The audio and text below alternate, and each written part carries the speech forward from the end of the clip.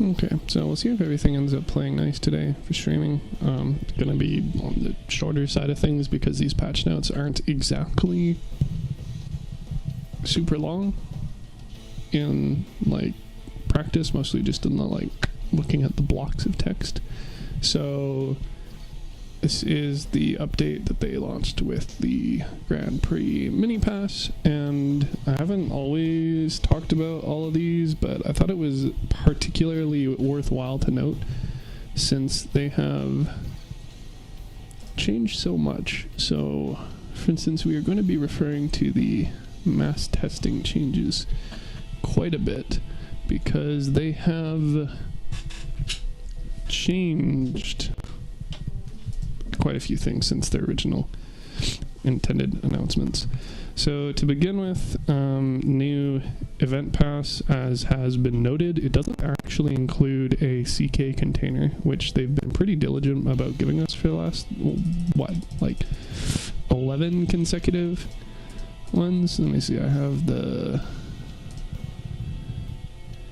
crates. Yeah, so we got, I'm just looking at my inventory on the other screen. So I currently have 3 Exile stash, 4 Hermit stash, and 3 Outcast stash. So we ended up getting, I think, literally 10 consecutive mini passes that included a CK container, and they didn't include one in this for whatever reason. So assuming that's purposeful, to what degree that is of import or repeated, who knows, but noteworthy nonetheless. And then of course there are the, I guess we might as well show the stuff in it, but essentially it's very similar to usual. They have one epic, another epic, and then a legendary, all of which are not normally acquirable because they came from battle passes. So you get the normal, say maybe not normal, but the usual topsy-turvy prices for all of those prerequisite items. And then especially noteworthy that the last one included the Titan steering, and the Fatum. And that was the first mini pass that I saw that required 3 epics, and then it was for making the Lucifer. And honestly, it, like, I didn't even buy it. I didn't even buy the base version. Like, it didn't seem worthwhile at all, which is pretty rare for the mini passes. So another thing was that I used to do like season compare for both the regular and the mini passes, but then I just kind of gave up on that. I don't think the overall value shifts too much per se, but the lack of a CK container from there is noteworthy. Couple new items, but a lot of these are repeats. So Ice Velvet, the Die is Cast, Short Blue Lamp, Tranquility, Try and Keep Up, Sky Camouflage, and the exhaust module. All of these are repeat items. And then whether or not you consider them filler or not, we have coins, we have engineer badges, and then we have the 4 epics, and then the 1 legendary, as well as a legendary decor. So yeah, not a super crazy exciting one per se. I think the picks for items this time around are a little bit better, but that's sort of a depends on the person. It's funny because we just got fusions for hovers and the machinist from the last set, and they're here again. So I don't know what to do with that info. I think this might be one of the maybe literally the first, probably only the second or third time that we get a Dura Speed Mass fusion for the Janabi since it came out. But since the Janabi is like a 400 coin cabin, especially now with the Satori being a straight upgrade to it in essentially every aspect, seems wild to want to drop a leg worth triple to quadruple that plus some resources for it. But it's that Bastion Nest, which I think again might literally have the same upgrade from what we just had the option of. Yaogwai, Pyre, which again isn't worth throwing a Gerda at. Phoenix, Thresher, grav. And then the part that actually makes it good in my eyes, like gravs and threshers are pretty popular. People love having upgrades on the hovers, but this is, again, I think one of the first times since the battle pass came out, which admittedly wasn't super long ago, but that you could get the Cyclops and the Aquilo with those upgrades, which is nice for anybody who missed them, especially because, again, buying them, at least their regular version, was getting kind of pricey, since of course they're, you know, best in slot for what they do.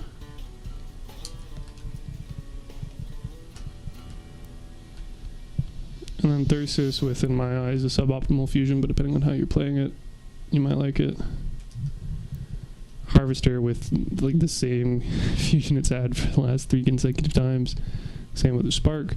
Then Hurricane is whatever. Machinist, I honestly don't recall if this was the same upgrade in the last one, or if it was like maybe a Dura Speedmaster or something, but whatever. In any case, the thing that I literally warned about to clan members of like, hey, the Machinist is a very cheap cabin. I pick it up consistently for fairly cheap. So with the, you know, guaranteed upgrade version of it, like the price is going to spike, but you're better off just selling your cabin and buying them again cheaper after. It's like, well, doubly so with the whole, now you can just trade a Mars cabin in for one. So yeah, that's that. Then there's new brawls. The Winter Hunt is a different Witch Hunt, which I don't think we've had for the last 2 years, so bringing it back isn't a terrible thing. Have new Passion sticker and new Paint Banshees tiers.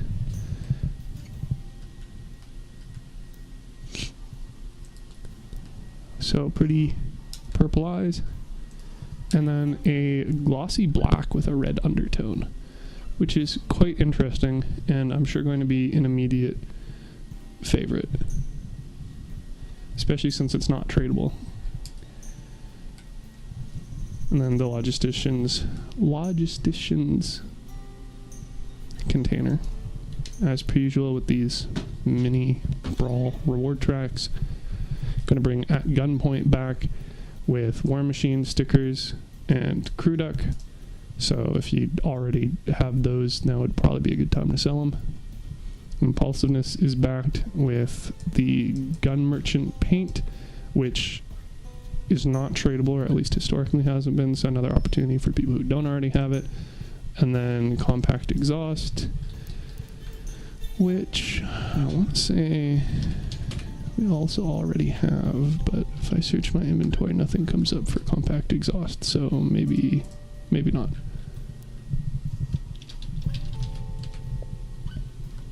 Oh, it helps if I'm in the right tab. Yeah, nothing labeled here at least, so that one might also be new, but we'll have to see. It could also be translation issue.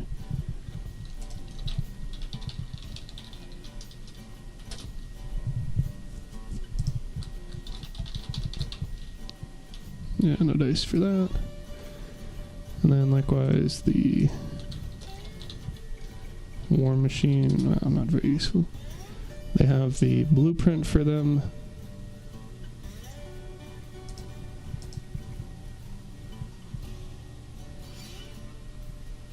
But the eponymous name does not actually apply to stickers, so those might also be new.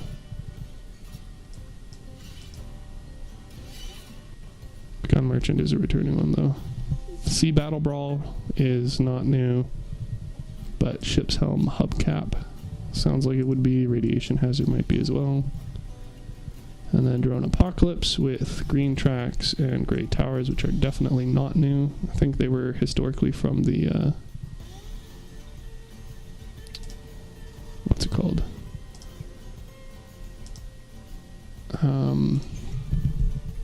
The Mayhem Brawl, like the Summer Mayhem, Winter Mayhem tank battles. So, and then Battle for Uranium, which they said, oh, we'll have information and it will also be announced. They did say originally 3rd week of the month, but you can see they haven't actually given us that info in game at all. So who knows if they're gonna keep with that. Map changes isn't super crazy, although it is kind of funny they explicitly call out no Heelys in Invasion, although that's not surprising, and then just environmental objects. Then the actual changes, which are for the most part pretty similar to what they originally had listed for what they're planning on changing, namely the machine guns and shotguns, since the hit scan changes, or rather removal, completely defang them. But I'll skip to the notable other things for the time being. So this is weird, but whatever. This is weird, but whatever. And then they said they fixed a few things which I've literally never run into, but they did also add a few other features in the interface which they didn't add into the list for whatever reason. So I'm sure there's more, but at the very least, if you go to market, you can actually now use right stick on console. I don't know if PCs always had the option or if they have a different control or what, but you can just use right stick to flick between the pages rather than having to click down on the buttons down here, which is pretty nice. Then you can also manually refresh, including with the current filters, because historically the way to refresh has been to go to another tab and then go back and hope it updates, but it doesn't actually always update, or clicking on here, but this resets all the filters. So similarly, I imagine they probably would have changed some things here, but it's not always the case. So for instance, while the search for only lets you choose one category, you can ask for the exhibition for parts and it will say that it gives you for all of them, and then you can't specify or deselect. So that's been an issue from before. I guess it's still an issue, but likewise your options for updating it are resetting or changing what you're looking for. So I'm hoping that those get touched upon in the future as well, but at least for the time being they haven't done anything with that. But see how she goes. So as far as the changes themselves, a lot of them are kind of weird numerically, but the big ones that are worth talking about are basically the ones that they also kind of, I don't know that I want to say fucked up, but the ones that they changed what they were going to do with what they said they were going to do. So for instance, if we look at the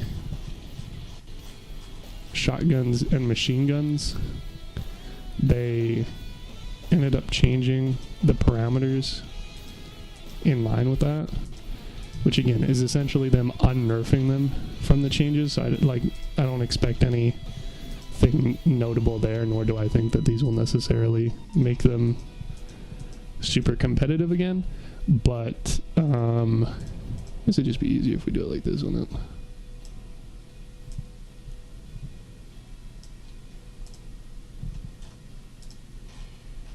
But there was a few particular things that they didn't originally say they were going to change that they were. So that's the other changes, essentially. So the possibly largest single change value in the game I've seen, increasing the range of the Sidekick by 72%. I don't know how they arrived at that number, but that's what they're going with. So we'll see. Those things might end up being a bit of a menace in lower power score. I know the Grenadiers have always been historically pretty good for what they are, but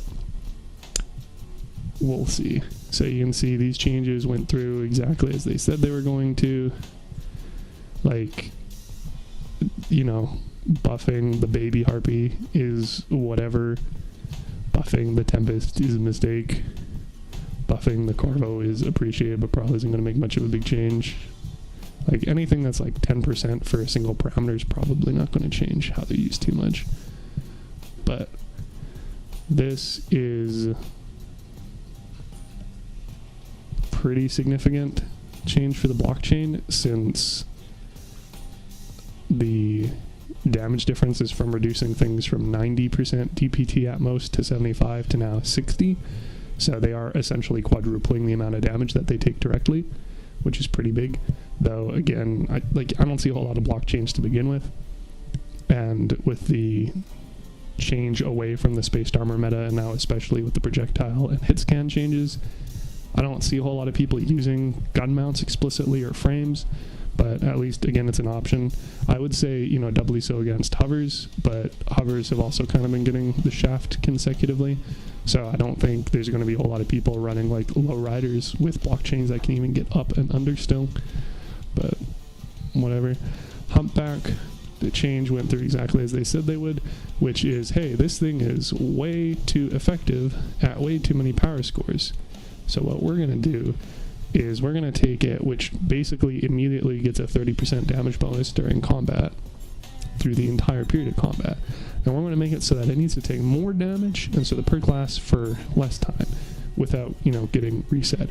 Which is to say, they changed nothing about its actual efficacy, and it's going to perform exactly the same, because like everybody just face fucking each other with CQC weapons. Like the difference between 1,000 and 1,250 damage is nothing when weapons can output 3, 4, 5, 10,000 damage in a 10-second period, and it's a gradual decay of the perk. So there's still going to be people immediately with 30% running it, so that hasn't changed at all.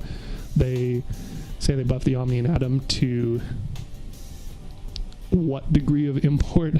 I don't know. Have to fuck around with it and see, because they have not felt great to use for a bit. So let's see. I have one of each of these builds. Have my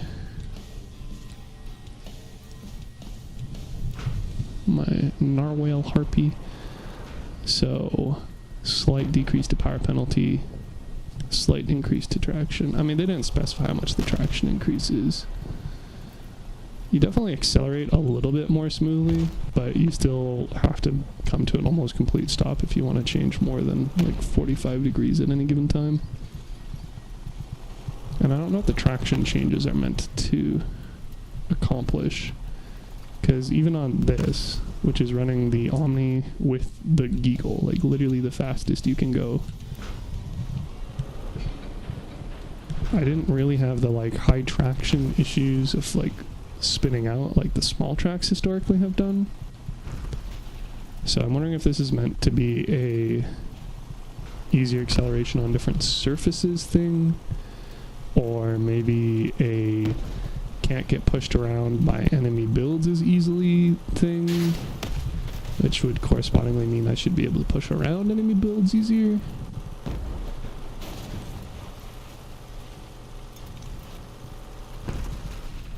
I don't know.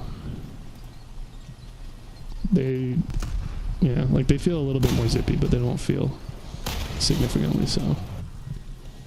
And then we have the Atoms, which I imagine probably aren't going to feel any different either. Might be the sort of thing where I have to actually go in combat and play around with it for a while. But the thing is, like, I don't even use those movement parts currently, so the likelihood of me noticing a, like, explicit difference when I haven't even consistently touched them is very unlikely.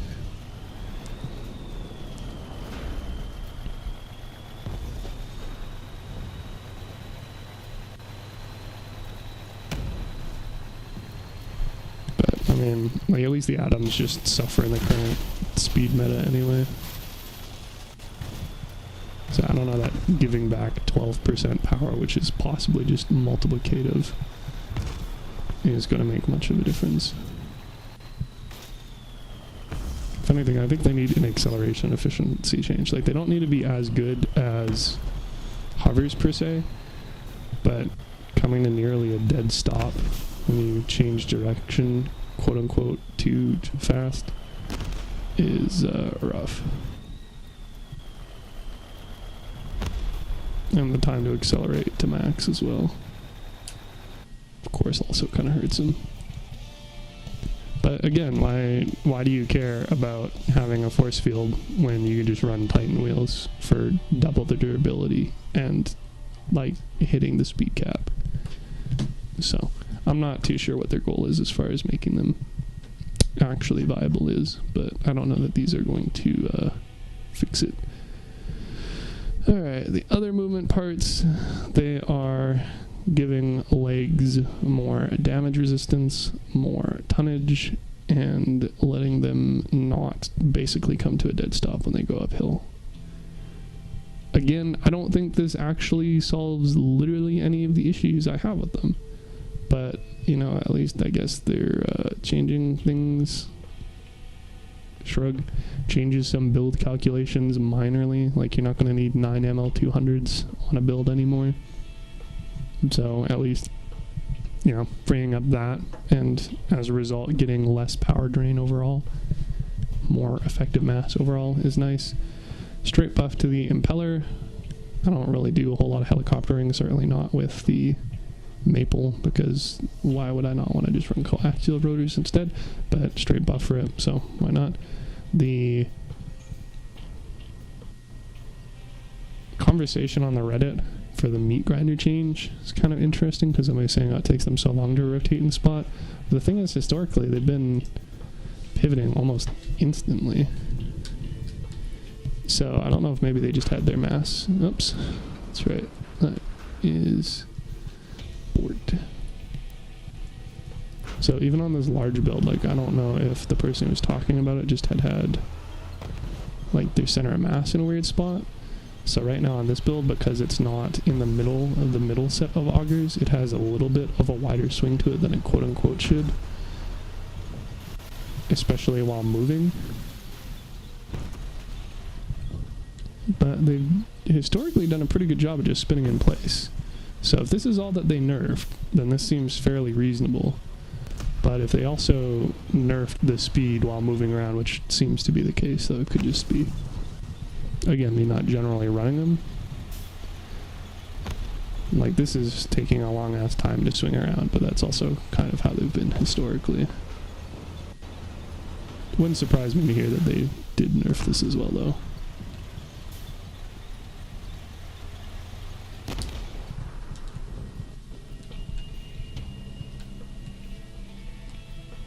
The armored tracks are almost literally the same dimension as the augers.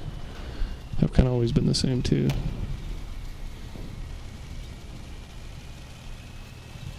And again, are thus fairly worthless in the current speed meta.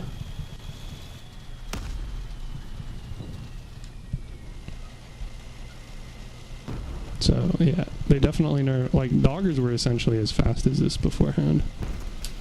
And we can go to the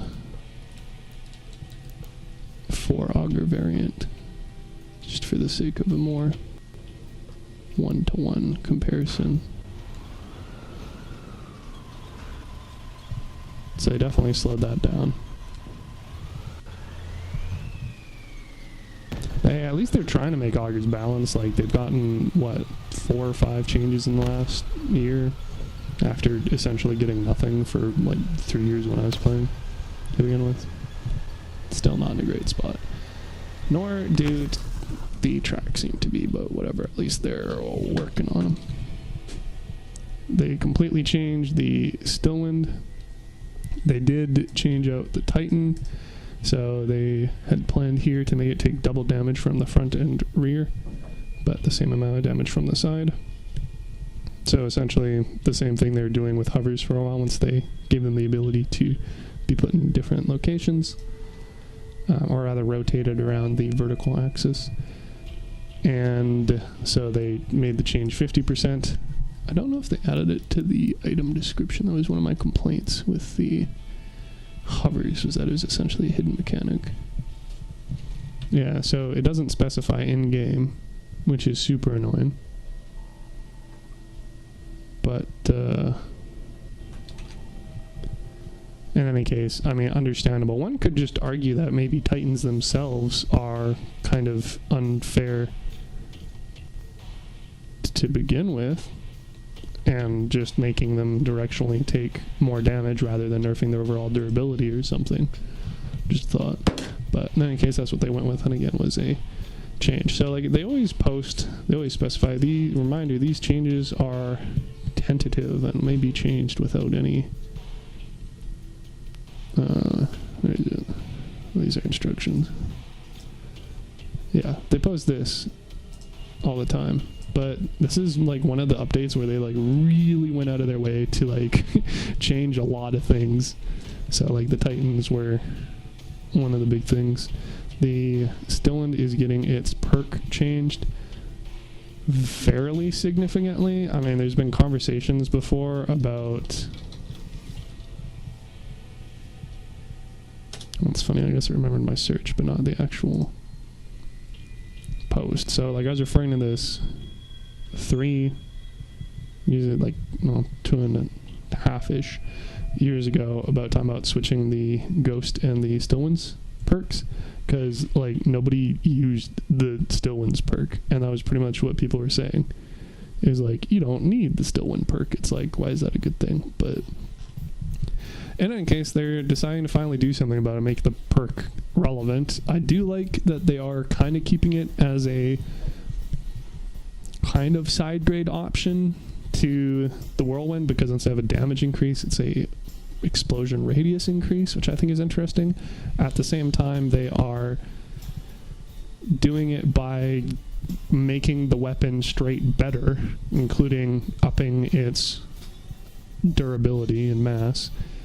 And like, people have been using the Stillwind the entire time explicitly without the perk. So like, I like the perk, I like the idea. I explicitly as part of the builds I was talking about in my last stream for the Operation Blackout, I made a build that combined the Yeti and the Stillwind because I wanted to try and optimize those perks. But now that perk is just nowhere in the game, so it's not like it was, you know, a duplicate perk. It's not like there's another option for doing it somewhere else. It's just straight up not an option anymore. And this combo already didn't work. So I'd been kind of hoping that they were going to fix it, but instead they just went a completely different direction. And again, the fact that Stillwinds have been so strong for 3-4 years that people have used them to great effect without their perk at all means giving them a perk, especially one that scales with distance, is just a pretty large straight up buff to them. So I'm not super a fan of it, but you know, that's what they're going with. The Waltz, at least they kind of went with stuff of what they were saying. At the same time, having it swirl around was kind of its whole point. It was kind of cool for area denial for that, as well as being able to hit different parts of a build dependent on your distance, if you're patient enough to actually try and figure out what that looks like, especially with all the projectile speed changes that have happened this year. But in any case, it is now a significantly tighter shot. They straight up buffed the Parser, which is funny because that thing was meta for a longest time. They straight up buffed the Reaper, although it's only half as good of a change as they originally said, mostly I'm sure because everybody and their moms complain about Reapers being everywhere, including uranium. But Reapers are also just not great. The best Reaper was the Miller before they gave it overheat and ammo, and its new perk doesn't matter because nobody uses it for penning things, and there's no spaced armor med anymore. Everybody just shoots guns in cabins directly with it. So again, I don't know what they're trying to accomplish with this. I know people were pretty spicy in the last thread, being like, wow, they're already overpowered and you're buffing them. It's like, well, they're not, though. They're just really popular, and if you're fighting 4 stacks with them, yeah, it's gonna hurt if you can't just cripple them. But at the same time, they're running like 6 teal wheels, so you can just immobilize them with like 2 volleys of most weapons. Assembler hasn't been good the entire time I've been playing the game. I don't know that this is going to change that at all, but I know they were apparently a menace when they first came out, again 4 years ago. 4.5 years ago at this point, I suppose. So them baby step walking it back up to being good isn't the problem. I don't expect that this is going to change anything, because like, these are fairly minor increases to durability and damage, and also increasing the energy means that you are trying to not only step it up to the new power score, but if you are trying to buff it further, and this doesn't seem to accomplish much. It's also funny that they say it's in a narrow power score range, which is quite low for a legendary weapon, because I think that would almost explicitly be just the bot running the single one at like 6-7k. I don't think I've ever seen anybody run them. Like, maybe 5 people total, and they all didn't do any work with them. So, yeah, I don't know. They are changing around the Charybdis. It's funny because they specified that the perk was sometimes activated by a nearby ally. I didn't realize that was even a thing. I'd kind of assumed anything that was like, hey, if you're nearby the butts of enemies, then it gets larger but deals less damage. I would have assumed that it was, you know, specific to the enemies, but apparently not. And not only are they not removing that factor, but they're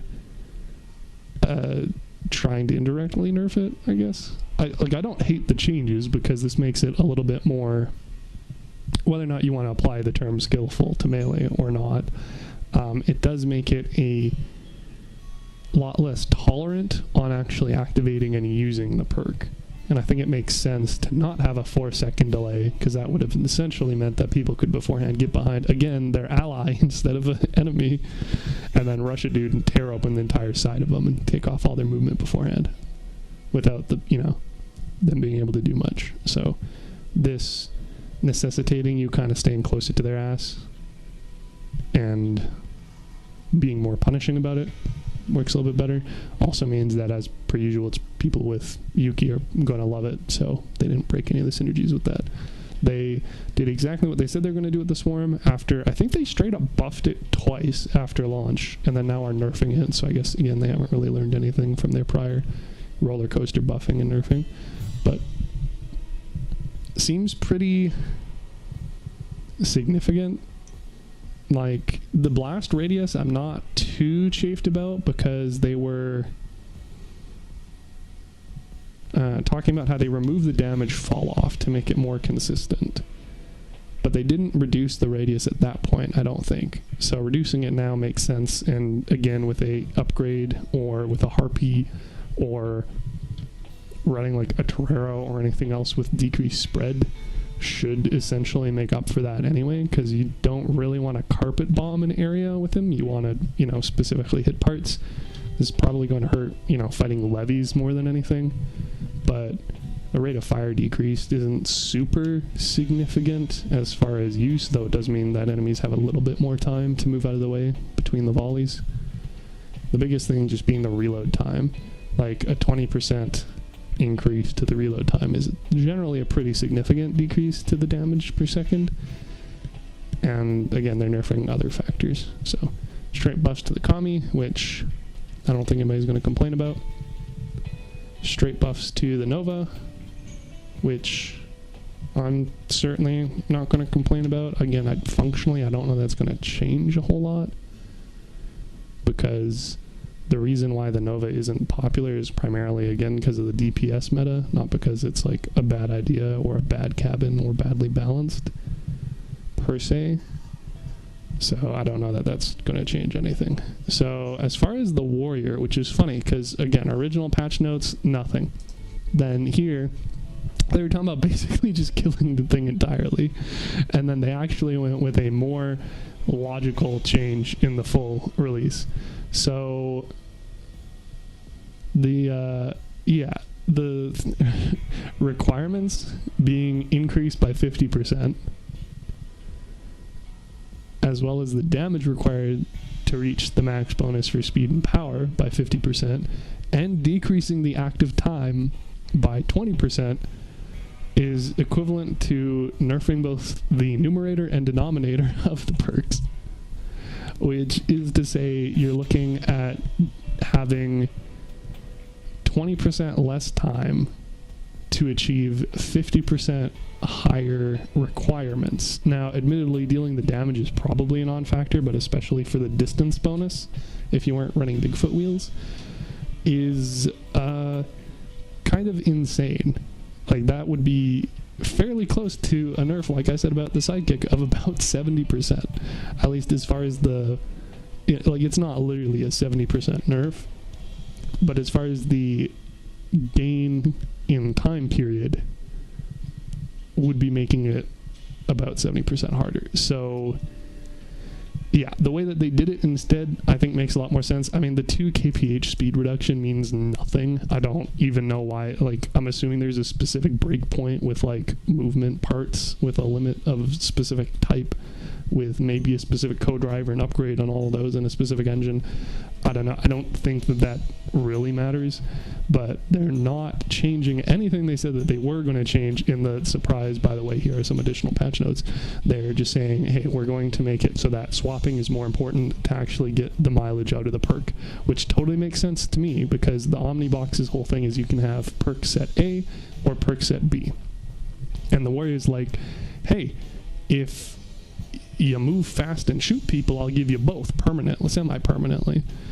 So making it more heavily slanted towards the actually completing those tasks to get the bonus makes sense. People in the thread were saying, oh, I never was switching the perk, which is wild to me, because it's like, so you had a bonus of 10% damage, and that was it, that you are running a legendary medium cabin for a 10% damage bonus. Wild. But yeah, now it would only be 5% unless you actually learn how to use the cabin, in which case it's, you know, the 15-20% depending on how good you are at keeping everything up and how nice the enemies are about you shooting them. So that totally makes sense, is reasonable to me. The additional changes that they were talking about were, to begin with, the Ripper, making it apply to the Tormentor and making ram damage buffed, and those totally make sense to me because it's technically a melee weapon that you throw at range, and ram damage has gotten, again, multiple consecutive nerfs, including them nerfing the Tusk, or at least I think they, not directly, but it was the ram damage reduced the dependency of damage on the mass. So unless they are saying that there's a corresponding increase in the damage based off of speed, which is not literally what they're saying here in any case, that just reads to me as them saying that it's a nerf to all ram damage, and also you'll get less gains off of having higher mass to begin with. So again, kind of misses the point and problem of ram damage in my eyes, but whatever, at least they kept that change consistent. So they did have the idea of fucking tripling the range of the firebug by 3. And again, I don't know what the fuck they were thinking, because flamethrowers, CQC weapons in general, overperform, giving them triple the range, while also, you know, quote unquote, increasing the accuracy without specifying by how much. It just means that not only will it win in barrel stuffing, but it will also hit people from, you know, a quarter of the way across the map. So they just took that out. They didn't say anything about it. They're just like, yeah, we're actually not going to do that, but we're not going to call attention to that. Yeah, but they took that out for hopefully good reason, not because they plan on throwing it back in later like they kind of did with the Blight proposed nerfs. Then additionally, the Typhoon, they decided to give a pseudo Akari perk. The current version seems a lot more reasonable than this, but in essence, it's the Akari effect, the DOT, for current durability after a hit up to a threshold. So for reference, the Akari, at least in its current form, because again, that has also had... Okay, thanks. Oh, my controller's just not reading the input anymore. Cool. So much for not getting disconnected, Lamau.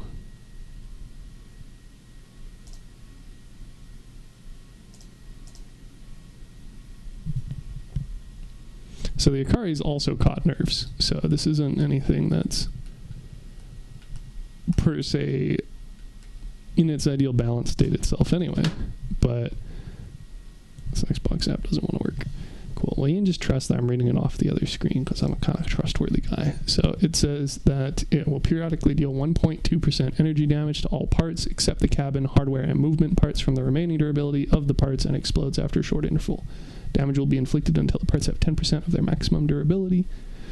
Enemies can shoot off the projectile. Really? Or really, you can't connect to the thing you just connected to, huh? And also, only one projectile can affect an enemy at a time. So again, it absolutely fucking shreds Leviathans. That's what I thought. And it absolutely ruins the big chase game mode. Because, like I mentioned in a post, you can literally deal 100,000 damage per tick with it if you have somebody with cryo removing their innate damage resistance. So, yeah, kind of nutty.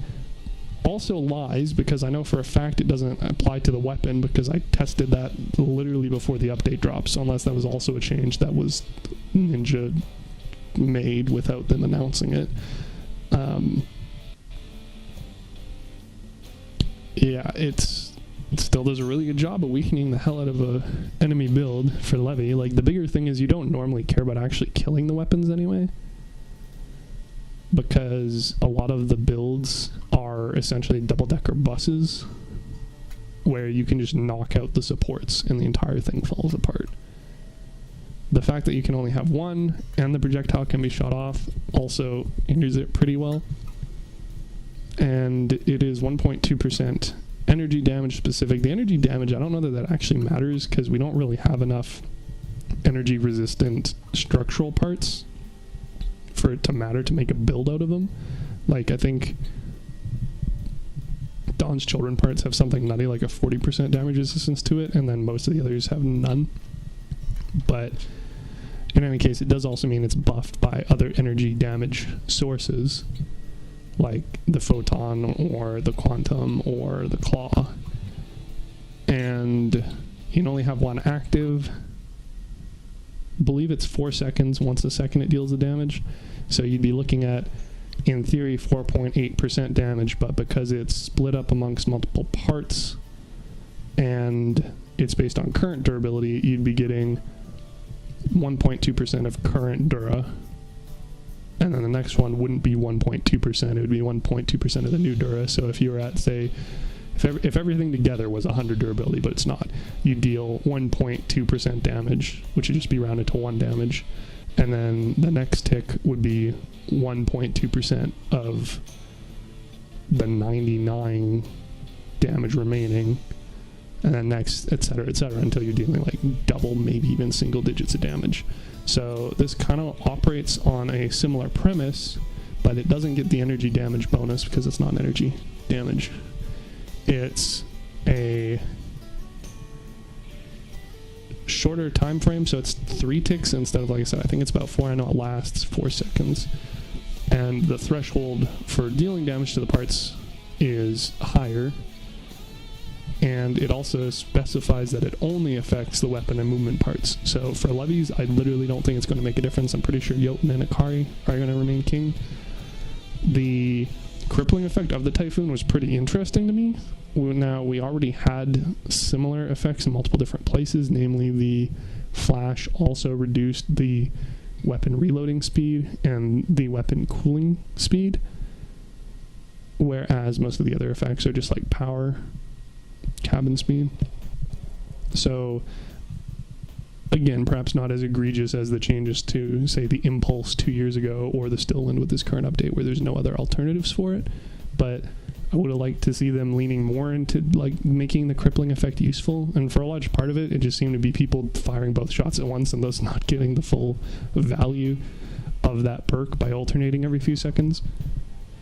And instead they kind of just like, not only is it going to deal damage, but it's going to deal even more damage. So as Sigma on the Reddit was saying, is it's essentially just a straight buff whose dependence is, hey, if you hit them, you now hit them even harder, which is kind of weird. Again, I'm not opposed to the perk itself. It just feels sort of weird to try and make that part of the identity of the Typhoon, especially after this long and, so many changes. But I guess I should probably tell my buddy I'm still streaming this game. Well, no. Hiya. I am just finishing up a stream for Crossout right now. So if you're good to occupy yourself for like 5 minutes. Sure. Sure. So, yeah, I thought that was weird. Additionally, when they took away the proposed Firebug change entirely, They did, however, add the breaker nerf, and it's pretty funky because they say they move the barrels upwards. They essentially got rid of its super jank hitbox, but it's kind of funny because they did it by moving the pivot point to the lower set of barrels, whereas beforehand I believe that they were in between all 4 sets. So this thing like went up in height basically by an entire pin. Now again, I don't hate that in and of itself, because again, firing from only 2 barrels was kind of wild, and the hammerfall is kind of known for being, you know, fairly high up, and as a result somewhat easy to armor, but also somewhat vulnerable compared to the other flatter shotguns. So I think making it in line with that makes sense. I think having a similar perk to the others as far as not firing during a like charge period, a cooldown period, gives you a buff when you do fire. But I also don't think that buff is going to change the fact that it's like the cheapest relic by far right now, because performance wise not so great. And I mean, beforehand a big part of why it was useful was its mesh, but also its perk giving it literal invulnerability, which again they just removed from the game entirely. Now I don't think that it's unreasonable, since it felt kind of cheap, but again, sort of a entire refactoring of the weapon that like kind of removes the identity of the weapon. So yeah, quite the interesting list of changes. I don't look at updating my spreadsheet with them, but nothing like other than maybe the combination of decreased need of legs versus the increased tonnage on the Nova is probably going to change anything. So like in the calculations for this, now it has another 408 tonnage, and these have another like 300 each. So instead of having 7 legs on my big spider build, I might be running 6. Like, I don't know. I think a lot of these changes are heading in the right direction, other than the very obvious like triple question marks for a lot of these. But again, it would be cool if they just stopped like roller coaster changing everything to begin with. And like, again, none of these changes are actually going to make any sense on a spreadsheet itself, especially when they don't give us values for a lot of them. But yeah, certainly, like I mentioned earlier, weird how many notes that they just completely changed without like mention. So we'll see if there ended up being some ninja changes they maybe missed as a result.